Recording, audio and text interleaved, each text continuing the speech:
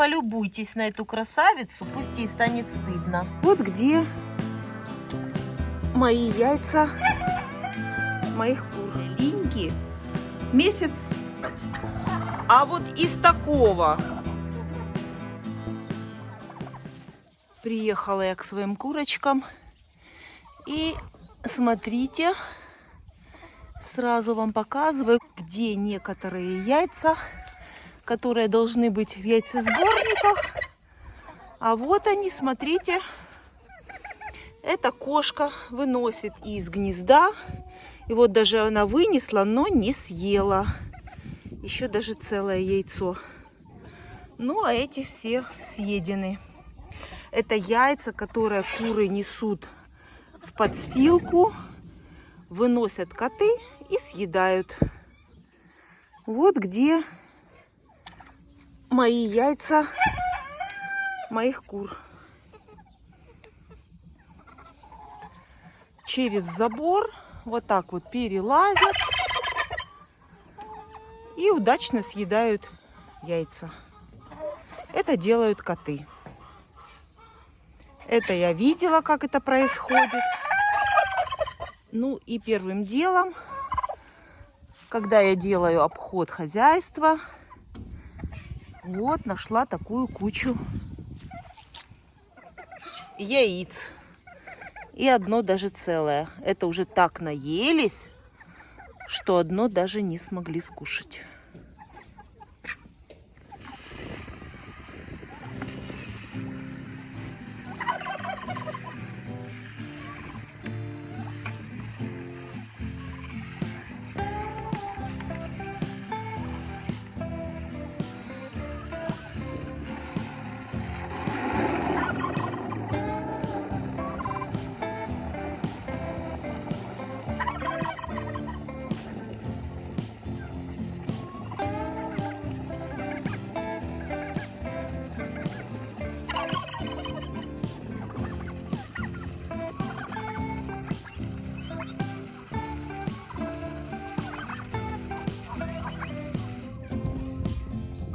Привыкла уже к этой воде в курятнике. Даже не знаю, скоро мороз. Это все нужно будет перекрывать, воду спускать. Такая красота, когда вода в курятнике. Не надо качать, носить. Ну, еще, наверное, недельку-две и надо будет все это перекрывать.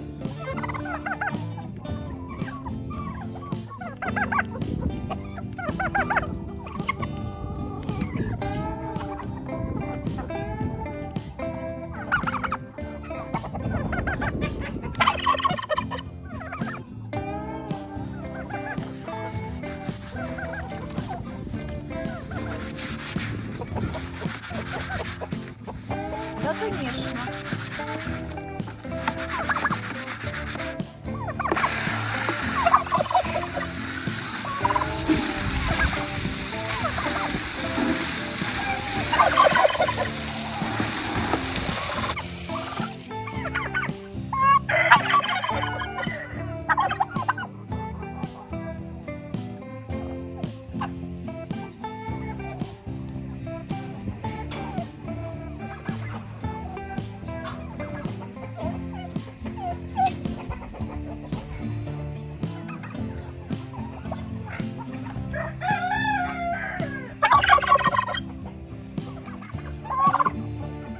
Приехала я на дачу, конечно, на один день.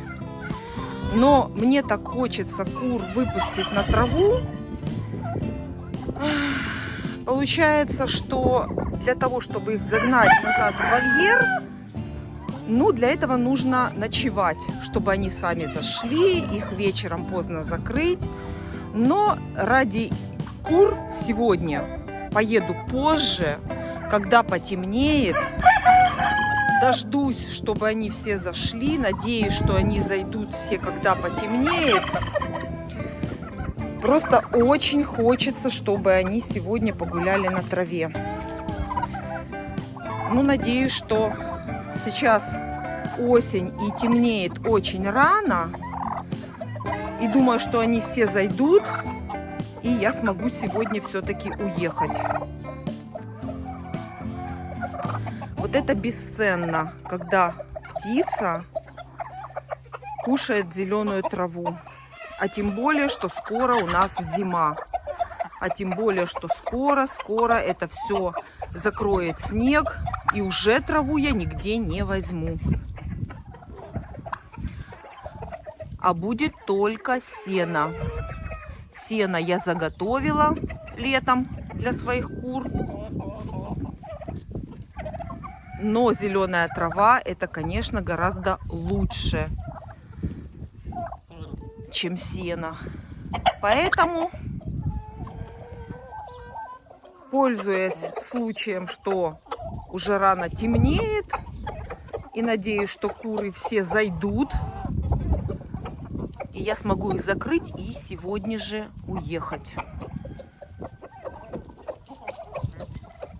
И еще хотела показать вам подстилку. Меня спрашивали, как вот листья, которые я вожу в курятник, когда грязно, как они потом, снег накрывает их и что с ними происходит. Лист в курятнике частично накрывает снег, частично куры втаптывают этот лист, и частично он разрушается, то есть крошится на мелкие части и рассыпается. Но до тех пор, пока выпадет снег, что-то накроется и снегом. Мне главное, чтобы не было грязи. Вот показываю вам состояние курятника после проливных дождей. Все сухо. Это самое главное, что мне нужно было от листьев. Спасти курятник от грязи.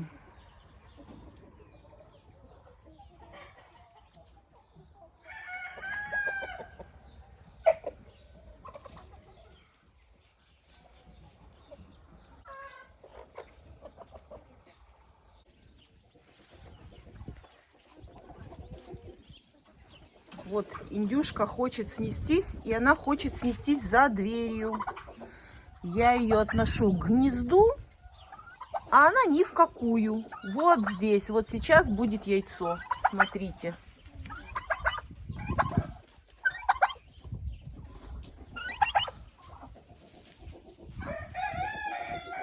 И вот так вот она уже мечется минут 5. Вот она хочет сюда. Она хочет здесь снести сейчас яйцо.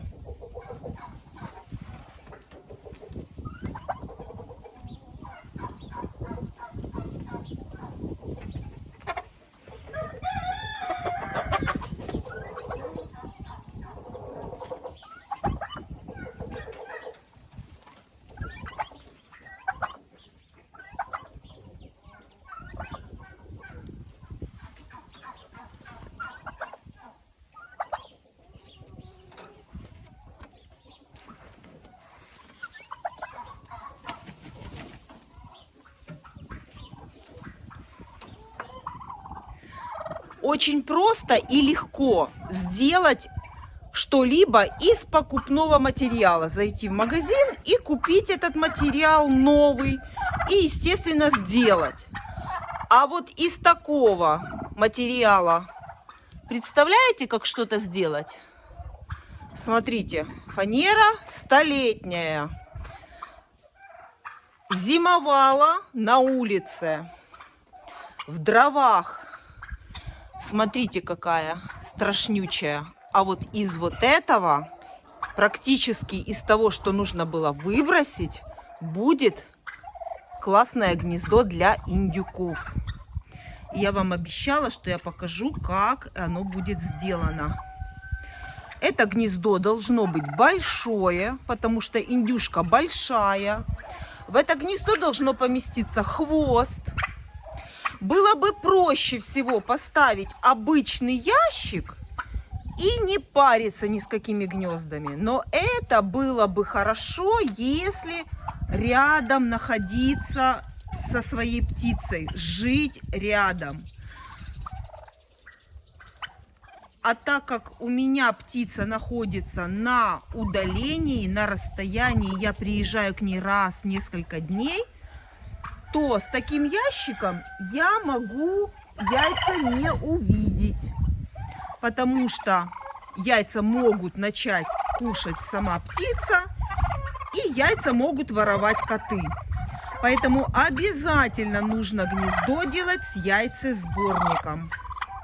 У меня уже очень много разных гнезд, но я всегда люблю, чтобы это было все разное, интересное, новое. И вот смотрите, из вот такого старого материала, старой фанеры, которая лежала много, очень десятков лет, 20 лет точно, лежала на куче. И вот теперь смотрите, все это почистили. И уже начинается производство этого гнезда. Гнездо будет сделано по типу такого, как у меня оцинкованное. Но в этот раз мы решили его сделать из фанеры. Для того, чтобы оно было более практичное, для того, чтобы индюшка смогла спокойно сюда зайти и развернуться. У меня есть очень много разных гнезд. Это со скатом яиц в яйцесборник, с дыркой внутри гнезда. И есть вот такое вот с наклоном и с яйцесборником к задней стенке. То есть яйцо будет скатываться в данном случае к задней стенке, будет попадать в яйцесборник. Все это как получится, я вам покажу. Но вот сам процесс изготовления немножечко вот, чтобы вы видели, как это все происходит. При изготовлении этого гнезда необходимы еще бруски. Бруски тоже мы решили делать из того, что есть. Это остатки со всех тех гнезд, которые мы делали, и не только гнезд, но и бункерных кормушек. Это все остаточки этих тоже здесь пригодятся в изготовлении этого гнезда. И некоторые элементы этого гнезда, то есть конструкции, возникают прямо по ходу изготовления этого гнезда. Потому что это все зависит от наличия материала, из которого будет изготавливаться, ну и так далее. Поэтому даже сейчас вам не могу сказать, что, как будет использоваться еще, что будем мы использовать еще для крыши этого гнезда, для самого ящичка яйцесборника. Все это решается по ходу изготовления этой конструкции.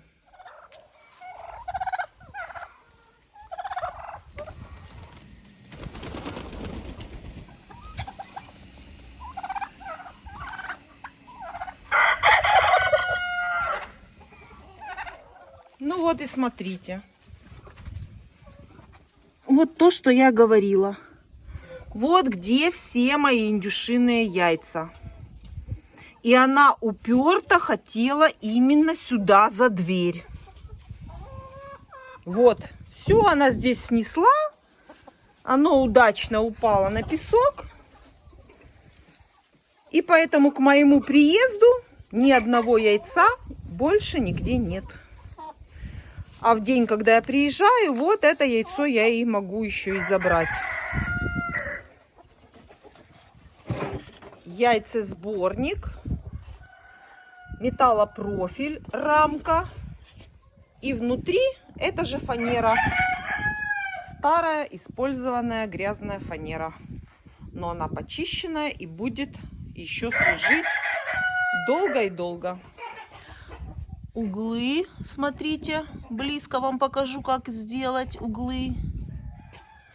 Но, конечно же, в угол нужно вдеть брусок для жесткости.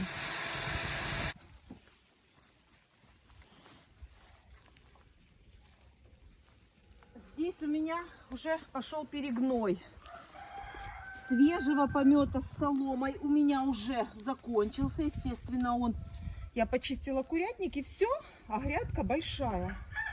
Поэтому у меня есть такая навозная куча. Меня, кстати, спрашивали про нее, есть ли у меня она. Есть. Это навозная куча, которую я свожу все очистки, вернее, все с курятника, когда у меня засажен огород. Когда я не могу просто на огород вывести почищенную солому с пометом. И я складываю в это место. Я вам его покажу, но чуть-чуть попозже. К этому месту у меня 3 условия. Во-первых, близко к курятнику. Удобно, чтобы я могла на тачке раз за секунду приехать и вывести. Во-вторых, чтобы эта куча мне не мешала.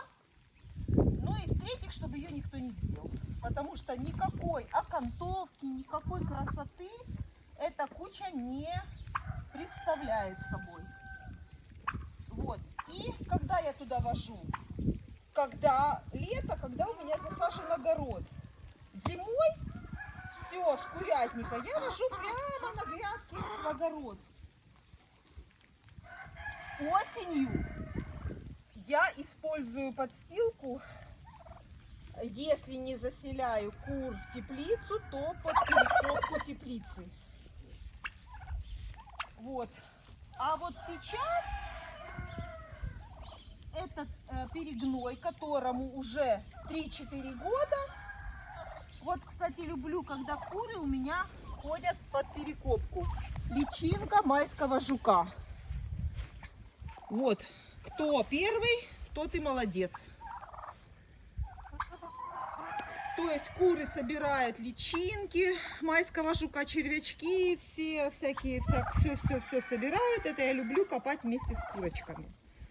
Вот, так вот, сейчас когда у меня уже я почистила курятник, использовалась вся подстилка, я теперь беру уже 2-3-летний у меня перегной, 1 год. То есть я на эту кучу наслаиваю. И сейчас беру столько, сколько мне надо. И теперь вот так перекапываю. Вот, закрываю. И сюда буду сажать чеснок и лук.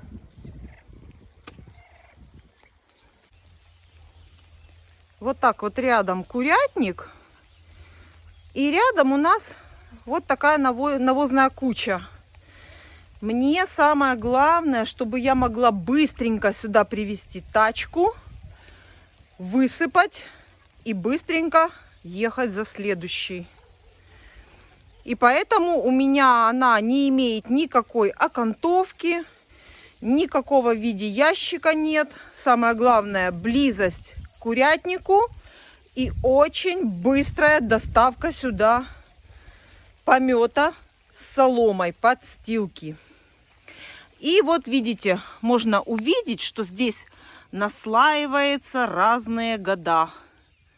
Наслаиваются, перегнивают. И потом я ее использую по назначению в огороде под разные посадки разных культур. Чем глубже копаю на навозной куче, тем больше это уже похоже на торф. Вот такой перепревший торф. 3-2-летний. Чем глубже, тем вкуснее. И полезнее под чеснок. Потому что для чеснока лучше, конечно, чтобы это был перегной. Чтобы это было перегной, а не чистый навоз или чистый помет.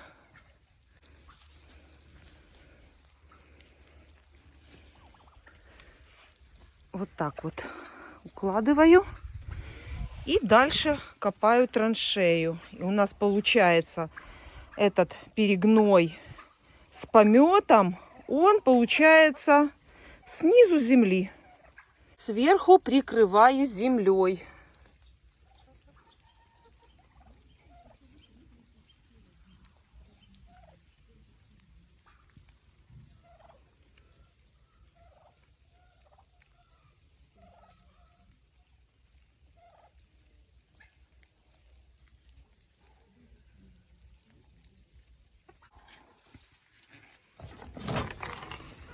иду собирать яйца. Но, если честно, настроение не очень есть их собирать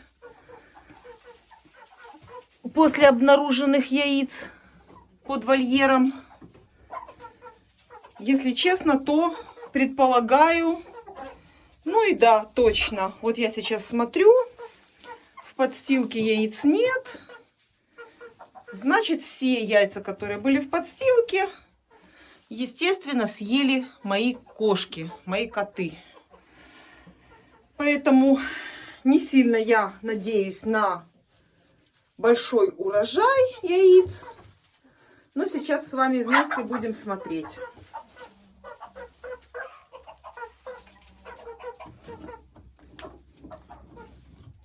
Ну, вот где-то так. Вот где-то так в этом одном гнезде. А в остальных будем еще потом смотреть. Конечно, это у меня не одно гнездо. Если бы яйца скапливались все в одном гнезде, то, конечно, было бы немножко поинтересней. Ну, а так вот, что есть, то есть. Здесь, смотрите, курочка несется, сидит. Не будем ей мешать, а спокойно будем собирать яйца.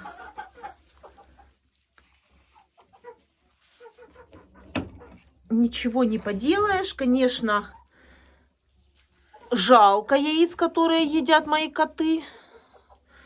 Но, ой, какое большое! Смотрите, какое огромное! Наверное, двухжелтковое. Посмотрите, на всю ладонь. Большущая, бедная курочка. Конечно, это все, то, что коты кушают яйца, это издержки содержания кур на расстоянии. Если ходить каждый день собирать яйца, то яйца все будут в целости и сохранности. Еще одно яйцо есть.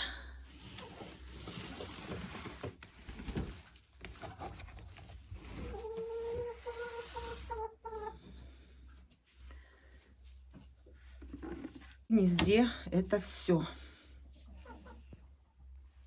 В одном гнезде яйца собрала. Так. Ты в гнездо идешь или куда? Ну, заходи, заходи. Заходи. Наверное, кто-то сидит там в гнезде. Не уверенно заходит. Наверное, кто-то там сидит. О! Надумалась. Ты снеслась? Ладно, пусть сидит еще. Так. Ого. Солома немного мешает выдвигать ящик, а так вообще-то в принципе нормально.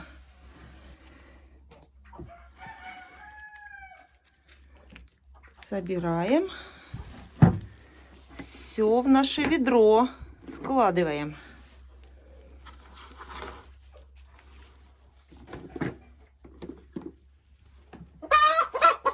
Молодец!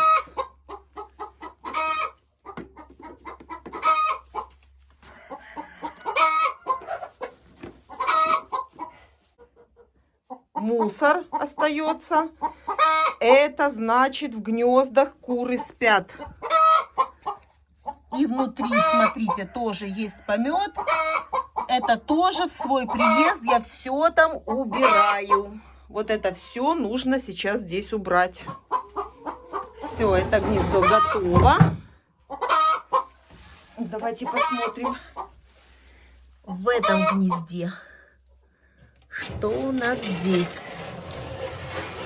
А здесь, смотрите, в этот раз ничего нету.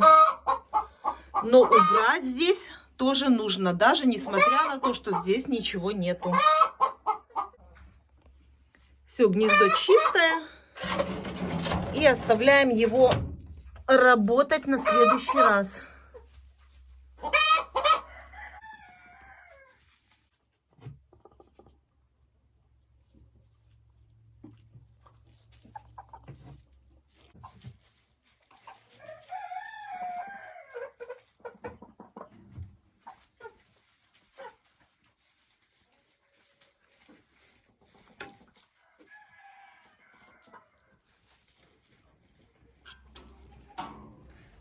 Ну, а теперь иду к своим старым курочкам и соберу здесь яйца.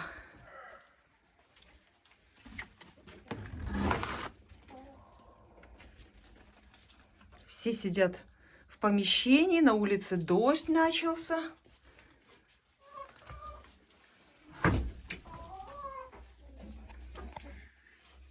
Так, посмотрим, что у вас тут.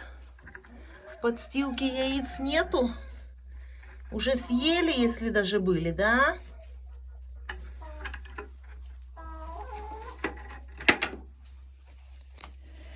Будем открывать гнезда и смотреть.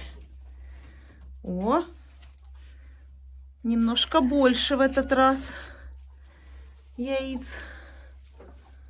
Давайте, потому что вся надежда на вас. У молодых кур коты воруют яйца, а вся надежда на вас. Ой, какие крупные красивые яйца. Красивые, как на картинке.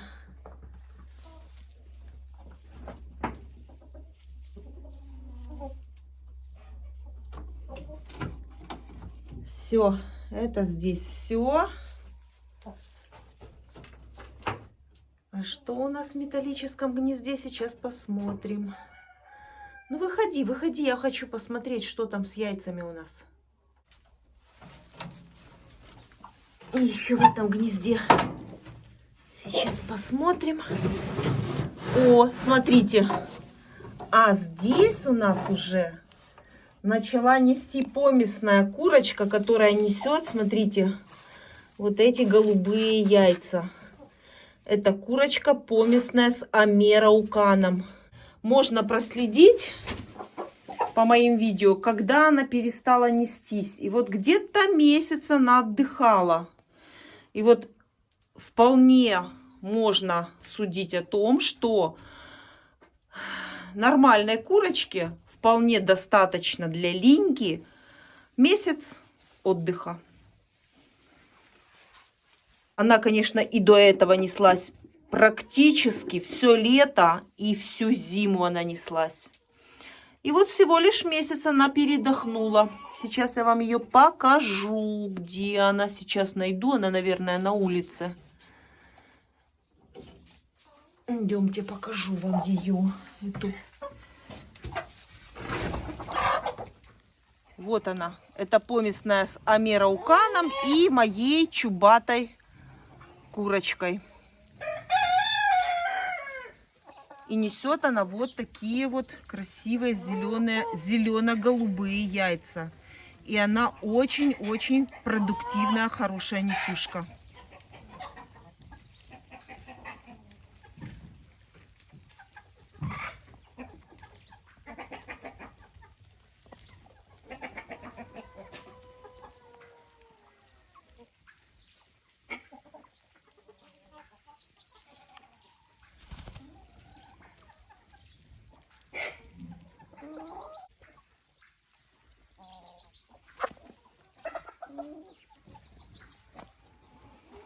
Вот такое у нее крупное, большое яйцо, несмотря на то, что курочка такая небольшая. Это несет помесная амераукана с моей вот такой чубатой курочкой. Ну и, естественно, уже ухожу. Вот так оставила гнездо и уже пошла. Вспомнила, что я его не закрыла. Все. Теперь все в порядке. Здесь у нас тоже сидит курица. Вот она несется. Гнездо это с линолеумом, со скатом яиц в яйцесборник. Вот такой линолеум в таком гнезде. И больше там ничего нет. Курица несет яйцо прямо на линолеум. И под наклоном оно скатывается в этот яйцесборник. А курица Марана что-то подозрительно мне. Мне кажется, что она несется. Но яйца я, естественно, не вижу. Потому что, возможно, она несется не в гнездо.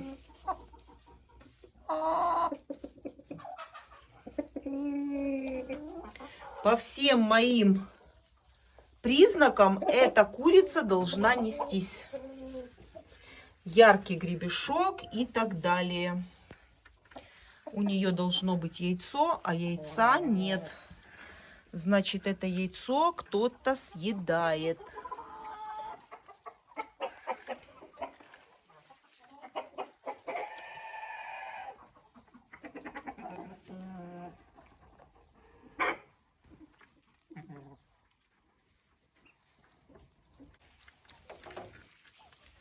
И остался еще третий вольер. Здесь живут курочки с индюками. Ну, они, конечно, могут ходить во все вольеры. Но так как они привыкли здесь, так они здесь и продолжают находиться. Ну, естественно, мы проверим сейчас их гнезда.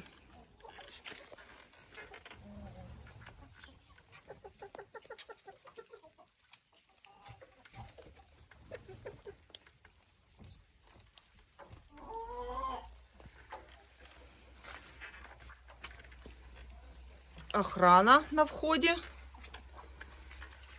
Сидит, охраняет наш петушок шелковый. Шелковый петушок, красавец. Вот такой он.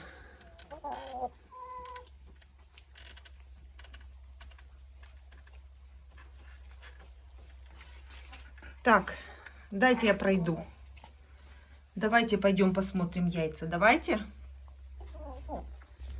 Ну, отходи. Дай мне пройти. Нет?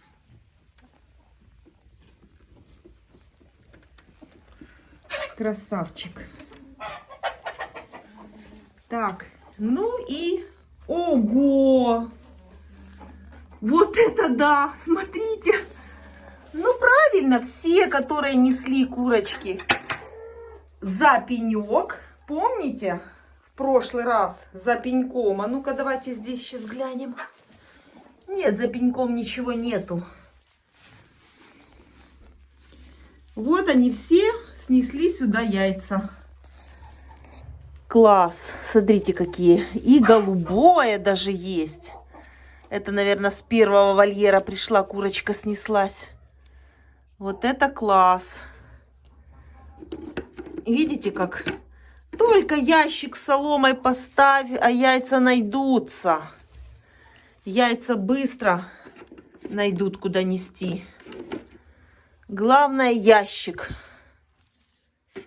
Но для моего ведения хозяйства, когда меня здесь нет, я здесь отсутствую несколько дней, ящики с соломой не подходят. Потому что это все может привести к потере яиц. Абсолютно всех. Во-первых, куры могут сами их начать есть, могут забирать эти яйца коты и так далее. Яйца будут грязные, и в итоге куры могут сами начать кушать яйца. И вот такие гнезда, конечно, для моего ведения хозяйства не подходят. Но это гнездо я сделала вынужденно, временно. Я рассказывала для того, чтобы индюшка несла в это гнездо. Но, как видите, индюшка сюда и нести не хочет. Чтобы индюшку приучить к гнезду, это еще не так просто. Она такая настырная. Вот, заставляла я ее сюда прийти. Нет, она все к себе за дверь. За дверь, зато там лучше. Снесла яйцо туда. И здесь у меня еще вот такое металлическое гнездо небольшое. И его тоже нужно проверять, потому что, да, смотрите, курица все равно сюда тоже снеслась. Несмотря на то, что есть вот такая альтернатива. То есть, если у курицы есть вот такое самое обыкновенное простое гнездо, то шансов, что снесет она в это гнездо, очень мало. Так, все. Ну, эта солома нам в этом гнезде абсолютно не мешает. Главное, чтобы здесь было чисто, без помета. Поэтому вот так вот. Все. И остается. Вот даже здесь, вот смотрите, вот курица вот эту солому сама сюда нанесла. Здесь соломы не было. Видите, как куры наносят? И вьют сами себе гнездо. Все. Вот такой вот у меня урожай. Вот столько яиц я собираю в своем хозяйстве, которое у меня находится на удалении. Да, это хозяйство, при котором могут быть разные приключения. Такие, как я вам показываю. Яйца за забором под шелковицей и многое другое. Все, что происходит у меня в хозяйстве, когда я приезжаю, я все вам показываю.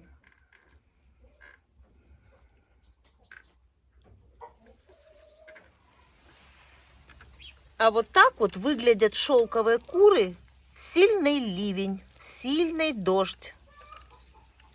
Полюбуйтесь на эту красавицу, пусть ей станет стыдно.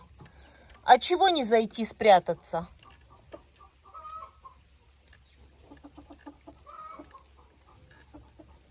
Вот пусть тебя все увидят и знают, какая ты непослушная.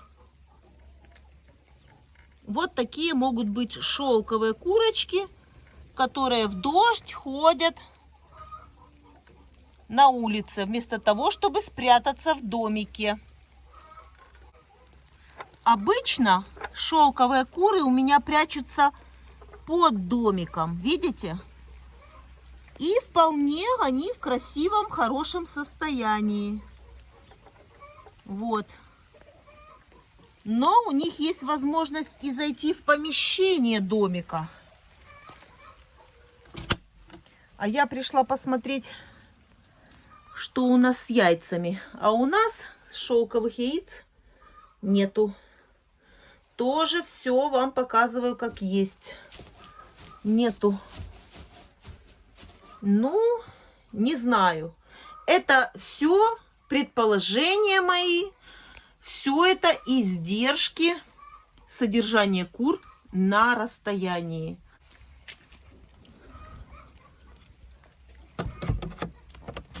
Делаю максимально все возможное, чтобы сохранить хотя бы вот такое количество яиц.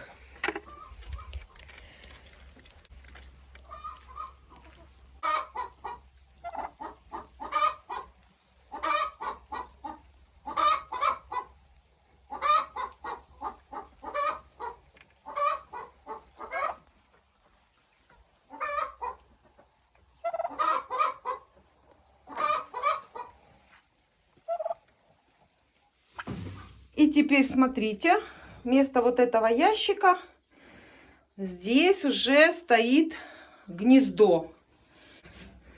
А сейчас я буду его приспосабливать для первого снесения яйца. Вот в таком виде это гнездо. Оно сделано специально для индюшки, покрупнее. Но чтобы сюда куры пошли нестись, естественно, сюда же будут нестись и куры.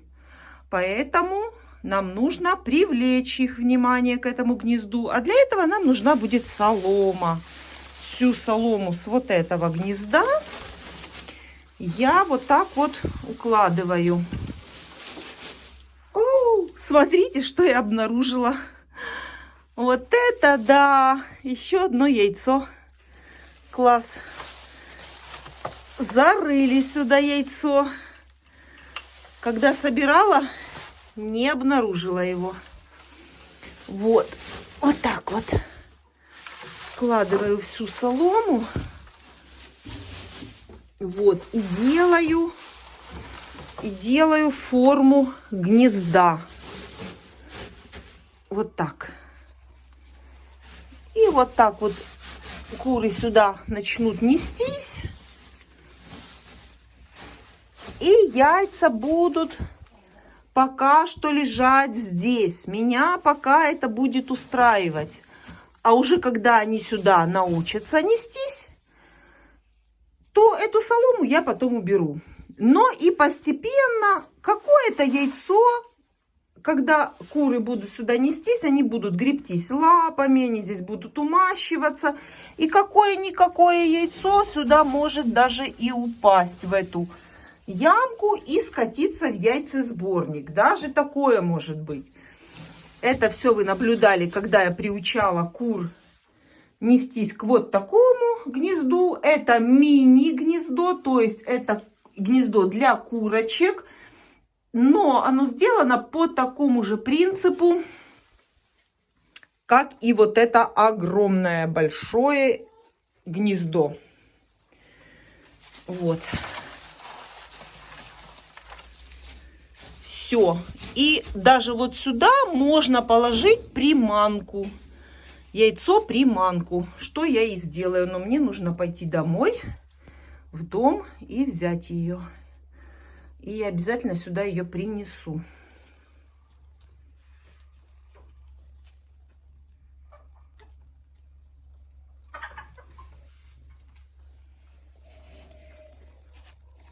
А это яйцо забираю. И еще плюс одно яйцо в ведро. Все, ящики. Да, в ящике, конечно, у меня были кирпичи с двух сторон. Для утяжеления ящика, для того, чтобы, когда курица или индюшка станет на край ящика, то чтобы оно не перевернулось вот так вот вместе с яйцами. Поэтому здесь у меня еще был кирпич. И теперь ящик можно спокойно убирать с этого вольера, чтобы куры не привыкали нестись к вот такому обычному ленивому простому гнезду. Мне надо, чтобы куры привыкали нестись к вот таким с яйцесборником. Вот такой яйцесборник здесь, который будет работать немножечко попозже, когда куры раззнакомятся, познакомятся. Ну, в первую очередь, конечно, мне надо, чтобы индюшки пошли нестись в это гнездо. И еще одно яйцо из третьего вольера.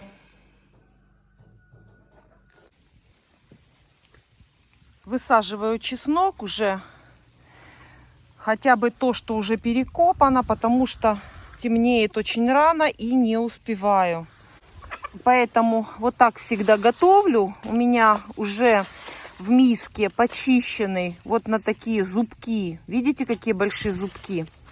Для чеснока это очень важно. Вот какой посадите, такой и вырастет. Вот большой зубок и большой вырастет чеснок. Ну, конечно, я не очень с этим согласна. Здесь очень влияет еще уход за чесноком. Не столько как посадочный. Посадочный материал тоже немаловажную роль играет. Но прополка и полив весной — это, я считаю, 80% успеха, урожайности и крупности чеснока. И вот так я теперь сажаю его приблизительно на вот таком расстоянии, где-то вот как ладонь. Вот, чеснок от чеснока где-то ладонь. Приблизительно так. Очень густо не нужно садить чеснок, потому что он будет мельче. Но если вы будете его рыхлить весной, пропалывать и поливать, то вырастет отличный чеснок в любом случае.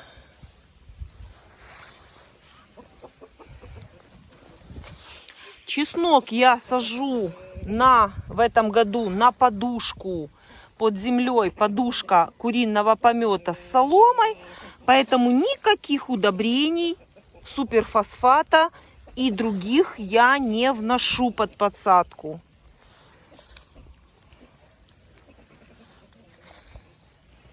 Никаких удобрений не вношу. И в этом году осенью в посадочную лунку я не буду насыпать средства от личинки майского жука. А сделаю это ранней весной. Обязательно нужно это делать. Средства от личинки майского жука нужно добавлять обязательно. Так вот делаю 2 колышка, натягиваю нитку, ну, чтобы это был хотя бы ровный ряд. Делаю сапкой углубление и выкладываю чеснок вот таким донышком, вот этим вот, в землю. Ну, думаю, что это все и так знают. Все. Сажу чеснок, а дождь идет. Даже куры уже разбежались все.